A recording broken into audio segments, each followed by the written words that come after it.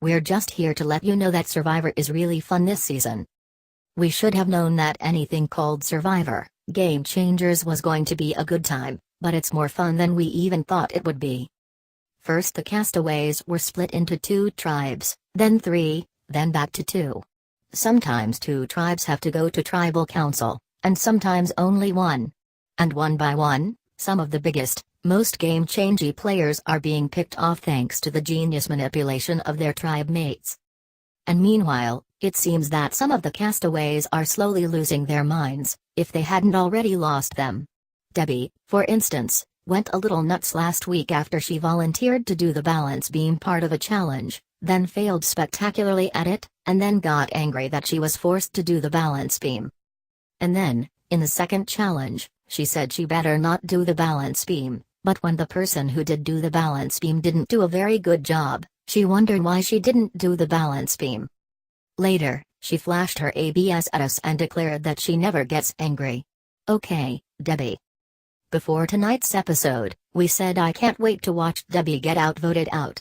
The joke was actually on us, because Jeff had the castaways drop their buffs once again and turn 3 tribes back into 2.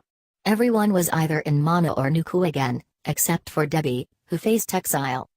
That meant she couldn't be voted out tonight, but she thought she was headed off to be by herself in the jungle, cut off from that all-important bonding time all tribes need before tribal councils.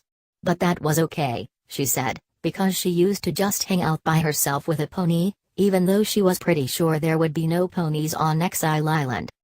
There were no ponies, but it did turn out that Exile Island was less of an island and more of a fancy yacht, complete with all the amenities and Survivor, Caramoan winner John Cochran, who was there to give Debbie any advice she may need, along with her choice of advantage.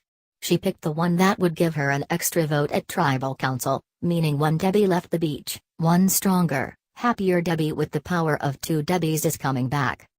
Meanwhile, Ty, who had already found an idol at his old camp, realized that the same clue also worked at his new camp, so now he's got 2 idols stuffed in his underwear.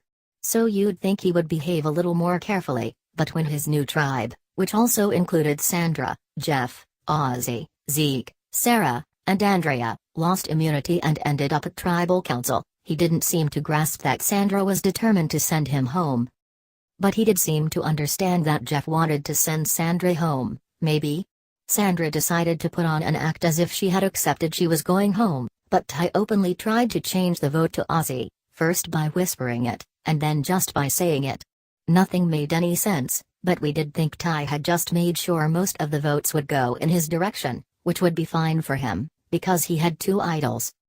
That's why we nearly screamed when he didn't use an idol when Jeff asked, and then we screamed again when Sandra went home anyway, meaning the queen has been dethroned for the first time ever. We don't know what just happened or what's going on in general, but damn that was fun.